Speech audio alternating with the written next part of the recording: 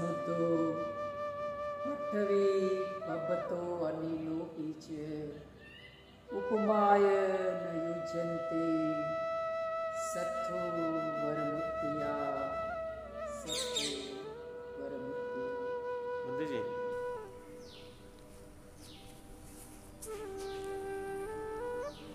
महासमुद्रो पृथ्वी पवतो अनिलोपी च उपमाय न युज्यन्ते सत्थो वरमुत्तिया सत्थो वरमुत्तिया। महाकारुणिक भगवान तथागत बुद्ध बोधिसत्व भारत रत्न बाबा साहब भीमराव आम्बेडकर हमारे चैनल को देख रहे सुन रहे आदरणीय पूजनीय भिक्षु संघ तथा श्रद्धावान उपासक उपासिकाएं सबको मंगल बोधि बनते की ओर से वैशाख पूर्णिमा के पावन अवसर पर सबको बहुत बहुत शुभकामनाएं और बहुत बहुत मंगल मैत्री। जैसे कि हम अच्छी तरह से जानते हैं कि तथागत के जीवन की प्रमुख प्रमुख घटनाएं किस तरह से वैशाख पूर्णिमा के दिन के साथ जुड़ी है।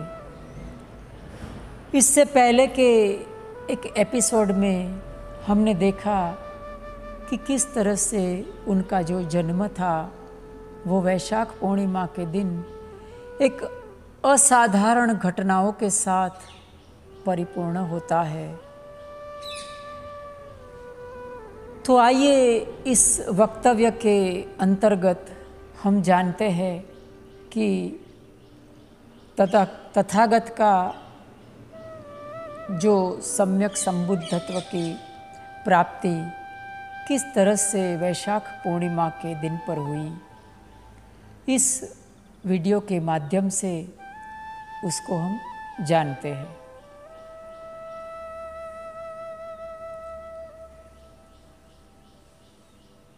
उरुवेलाय अर्थात आज जिसे हम बोध गया के नाम से जानते हैं, वहाँ का एक श्रेष्ठी के घर का दृश्य है।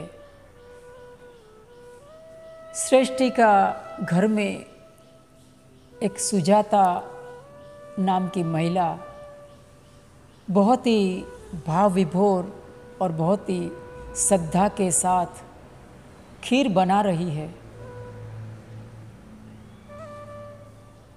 वो सुजाता नाम की महिला क्यों खीर बना रही थी, आखिर उसके पीछे क्या वजह थी, आइए हम धीरे धीरे उसे समझते हैं। उसने एक मन्नत रखी थी कि अगर उसे पुत्र रत्न की प्राप्ति होती है तो वो खीर बनाकर एक वृक्ष देवता है उसकी पूजा अर्चना करेगी और उसको खीर दान करेगी।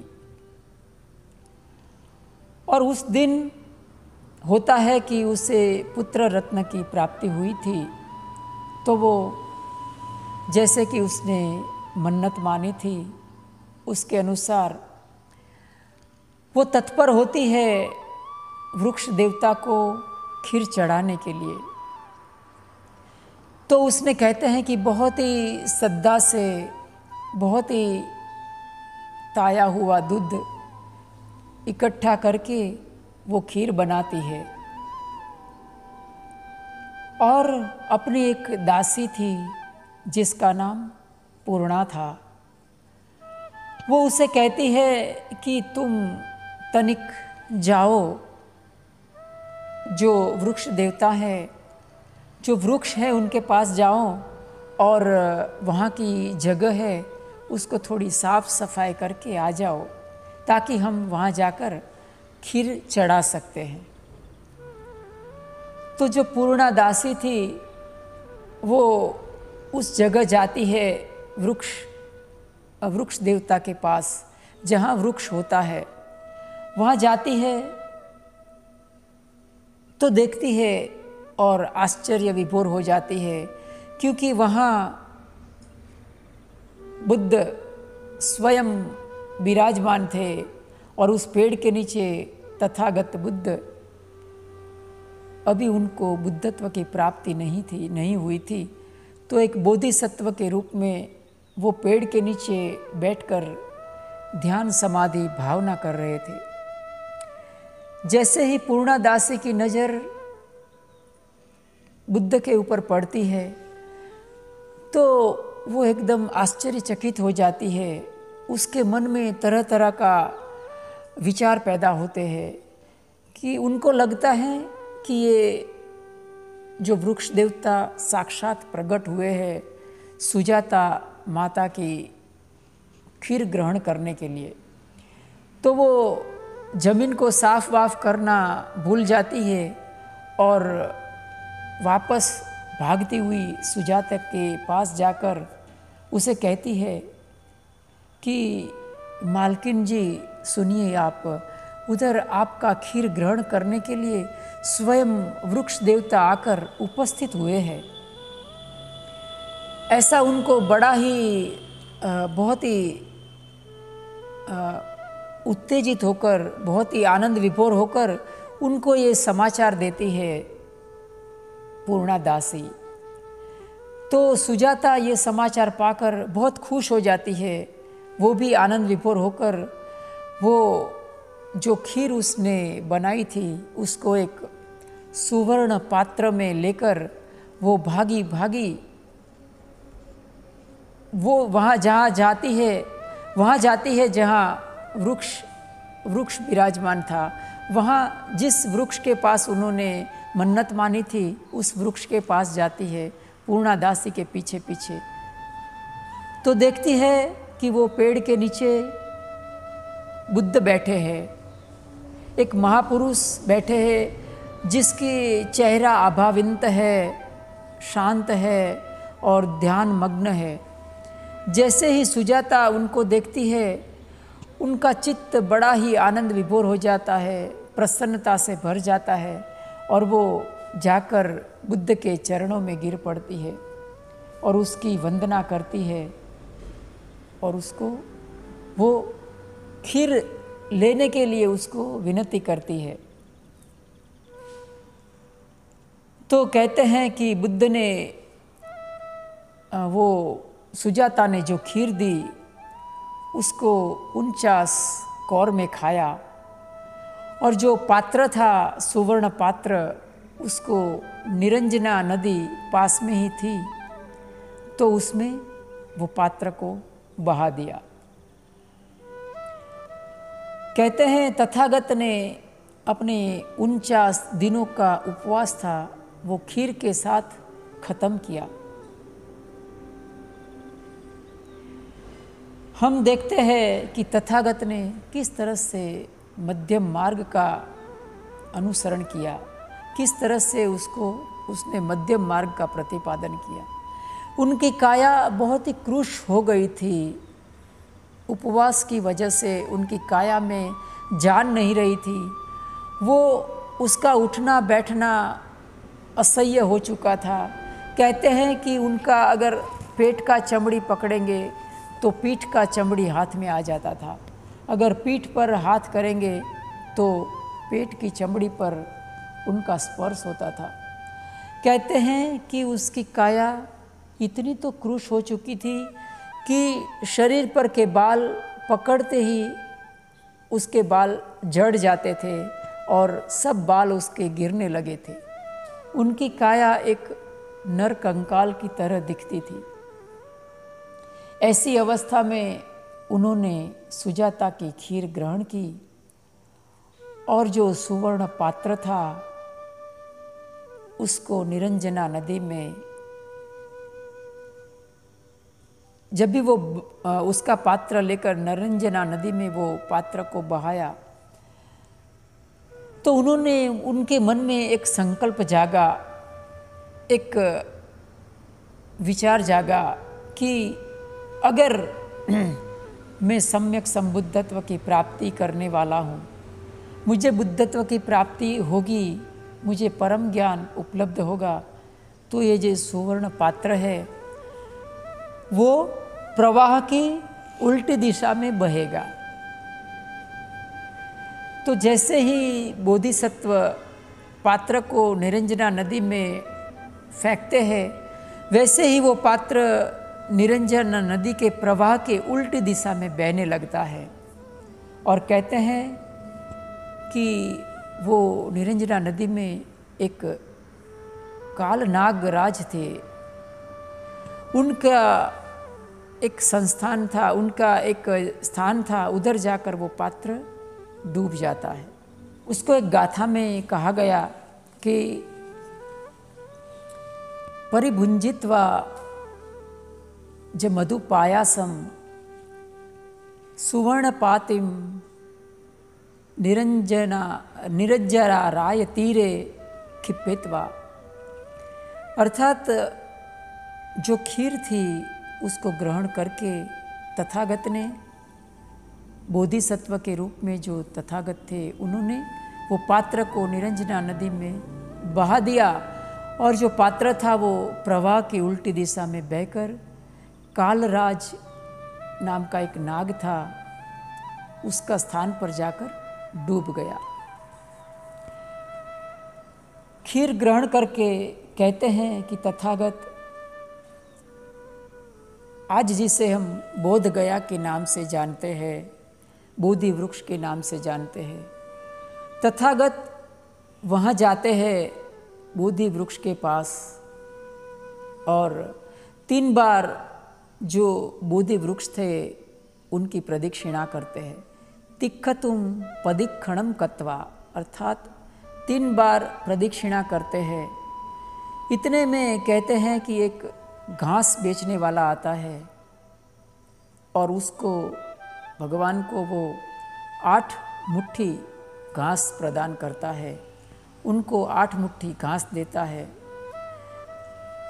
भगवान 8 मुट्ठी घास लेकर बोधि वृक्ष के तले 3 बार प्रदक्षिणा करके बोधि वृक्ष के तले आसन जमा कर बैठते हैं, एक संकल्प ग्रहण करते हैं। कहते हैं कि अपना 4 अंगुल आगर अपने सती संप्रज्ञान को स्थापित करते हैं और एक संकल्प ग्रहण करते हैं कि जब तक मैं बुद्धत्व की प्राप्ति ना कर लूँ तब तक मैं अपना हाथ नहीं खोलूँगा, पैर नहीं खोलूँगा, अपनी आंखें नहीं खोलूँगा। इस तरह का महासंकल्प ग्रहण करके वो पालठे मार के बोधि वृक्ष के नीचे विराजमान होते हैं। कहते हैं कि जैसे ही वो बोधि वृक्ष के नीचे इस प्रकार का संकल्प ग्रहण करते हैं तो सारे लोकों में एक कंपन आता है, सारे लोग कंपित होते हैं। 10 सहस्री लोक धातु सकंपी संपकंपी संपवेधी। खुशी के मारे सारे लोग झूम उठते हैं। कहते हैं कि जैसे ही संकल्प लिया उसके साथ ही देवेंद्र शक्र सहमपति ब्रह्मा चातुर महाराजी का सब देवताओं का आगमन होता है और तथागत बुद्ध के संकल्प की सराहना करते हैं। बात स्वाभाविक है कि जैसे ही अच्छाई आती है, अच्छाई के साथ साथ बुराई भी प्रवेश करती है। तो जैसे ही सब देवता गण आते हैं उसके साथ साथ ही मार सेना भी आ जाती है। तथागत ने मार सेना के बारे में बताया है कि 5 प्रकार के मार बताए गए हैं। उसमें एक मार देवपुत्र मार भी है, मच्चू मार भी है। और हमारे भीतर जो 6 इंद्रिय है उसके ऊपर प्रतिक्षण जो क्लेश के संस्कार है, जो बुरे संस्कार है, जो दुष्ट संस्कार है, वो प्रतिक्षण अपना बल दिखा रहे हैं। वो प्रतिक्षण हमारे इंद्रियों को वो काबू कर रहे हैं। तो उसको भी तथागत ने मार कहा है। देवपुत्र नाम का एक मार भी है, उसको भी तथागत ने मार कहा है। तो सारे देवता गणों के साथ साथ मार भी आ जाता है। मार किस तरह से आता है, वो कितना भयंकर होता है, उसका वर्णन बोधिसुत्त में किया गया है। उसका वर्णन जो तथागत को सम्यक संबुद्धत्व की प्राप्ति हुई उसका एक सूत्र है, उसमें भी मार का वर्णन दिया गया है। एक महासमय सूत्र है, उसमें भी मार का वर्णन किया है कि वो किस तरह से आता है। हालांकि ये सब बातें थोड़ी अजीबोगरीब है, हमारी बुद्धि को चैलेंज करने वाली है। सत्य क्या है, सत्य के भीतर तथ्य क्या है, उसको हम नहीं जान सकते, लेकिन जो त्रिपिटक में लिखा है उसके अनुसार हम समझने की कोशिश करते हैं। महासमय सूक्त में मार किस तरह से आता है, कुछ कुछ गाथाओं में उसका वर्णन है। एकदम भयानक मार है वो। और वो जब ये आता है तो कहते हैं कि पाणिना तलमाहच सरम कत्वान भैरवम यथा पावुस्सको मेघो थनयंतो सविज्जुको तदासो पच्चु दावती सकद्धो असयम वसे। भयंकर मार है वो। जैसे आकाश में बिजली कैसे गरजती है, बादल घनघोर बादल गरजते हैं, बिजली चमकती है, जमीन को वो ठोकता हुआ मार बड़ा ही क्रुद्ध होकर आता है। दस्सेथ इसरा आगु पच्चेक वस्व तीनो ते संज मज्ज तो आग हारी तो परिवारी तो। माने भयंकर आग फेंकता हुआ मार आता है और कहता है कि एथ गणथ बंधथ रागेन बद्ध मत्थु वो। एथ गणथ बंधथ रागेन बद्ध मत्थु वो समन्ता परिवारेथ मावो मुच्चित कोचिनम। माने किसी को भी बख्शो मत, किसी को भी जाने मत दो, समग्र परिवार के साथ सबको राग द्वेष मोह की भावना से उनको बांध लो। ऐसा मार भयंकर कहते हैं कि ऐसा मार आता है और तथागत के ऊपर तरह तरह के पैंतरे करता है उनको डिगाने का। हालांकि जो मार था वो तथागत का जन्म के साथ ही उसके पीछे पड़ा था। जब भी तथागत गृह त्याग करते हैं, महाभिनिष्क्रमण करते हैं, महाभिनिष्क्रमण करते हैं, गृह त्याग करते हैं, तब भी मार उसको प्रलोभन देता है कि 7 दिन के अंदर मैं तुम्हें चक्रवर्ती राजा बना दूंगा और तुम्हारे महल में चक्र प्रदान करूंगा। तू ये सब छोड़ दे और घर संसार चला और चक्रवर्ती राजा का सुख भोग। लेकिन तथागत उसकी बात को प्राधान्य नहीं देते हैं। जब भी मार तथागत जिस तरह से आगे बढ़ते हैं और बोधि वृक्ष के नीचे विराजमान होते हैं, उस समय मार आता है और उनको तरह तरह का प्रलोभन देता है। हर तरह से वो तथागत को डिगाने की कोशिश करता है, उनको डराता है। कहते हैं कि उसको इतना भयानक मार की ताकत थी, उसकी सेना इतनी तो भयानक थी कि सारे देवतागण उनको देखकर भाग जाते हैं। ब्रह्मा भी भाग जाता है, शक्रेंद्र भी उनको देख के भाग जाता है, चातुर महाराज का भी उनको देखकर वहाँ से भाग जाते हैं।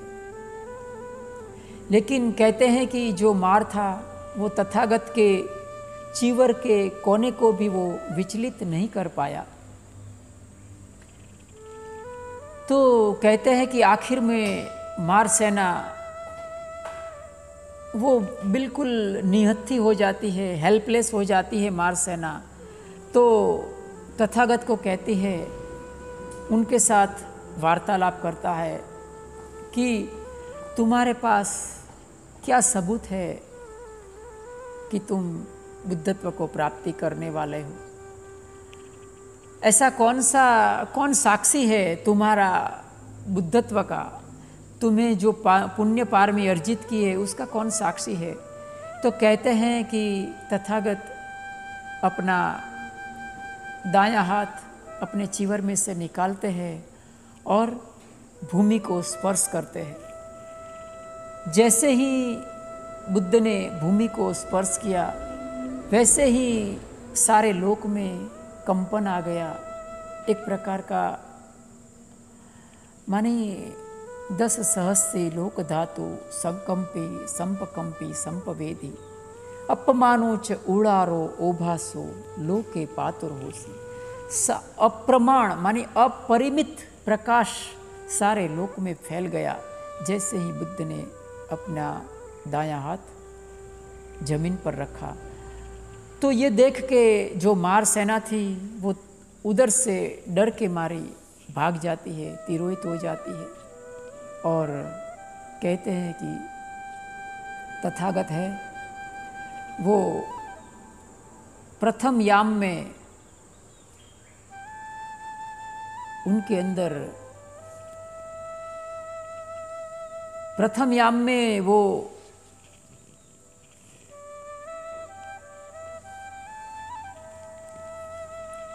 कहते हैं कि प्रथम याम होते होते वो दिव्य चक्षु को प्राप्त करते हैं। प्रथम याम होते होते वो अपने सारे जन्मों को जान लेते हैं। पुब्बे निवासानुसति अनुसरई मानी पूर्व जन्म जितने भी थे, हम जानते हैं कि बहुत सारे पूर्व जन्म जातक कथाओं के साथ जुड़े हैं, वो सब भगवान बुद्ध जान लेते हैं। द्वितीय याम होते होते उनमें दिव्य चक्षु प्राप्त होते हैं। वो लोगों के सारे संसार का जो उत्पत्ति होती है, व्यय होता है, उपाद वय दम्मिनों का वो ज्ञान उनको प्राप्त होता है। और अंतिम प्रहर में वो प्रतीत्य समुत्पाद का ज्ञान उनको होता है। अविद्यायत्वेव अशेष विराग निरोगो, अविद्यायत्वेव अशेष विराग निरोधो।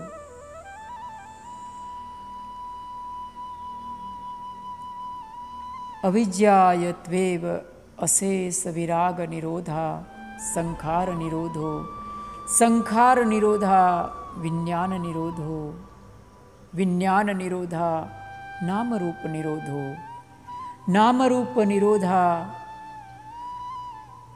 इस तरह से तथागत को प्रतीत्य समुत्पाद का ज्ञान होता है और वो माने सम्यक संबुद्धत्व की प्राप्ति करते हैं।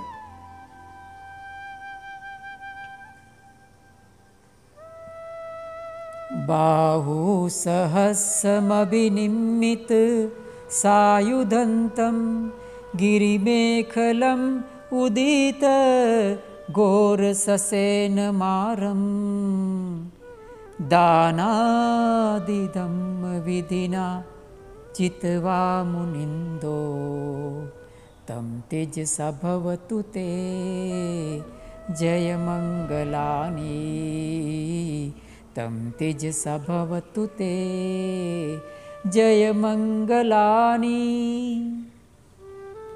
जो भयानक मार था उनको तथागत कैसे जीते? तो कहा कि दानादि धम्म विधिना जितवा मुनिंदो, उनको दान धर्म की भावना से उनको जीते और दान धर्म की भावना से तथागत सम्यक संबुद्धत्व की उन्होंने प्राप्ति की।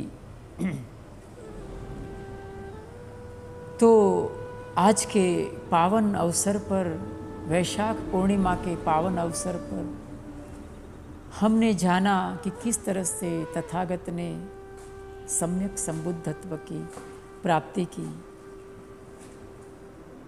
तो आइए हम सब मिलकर इस पावन अवसर पर उपोषित व्रत रखें,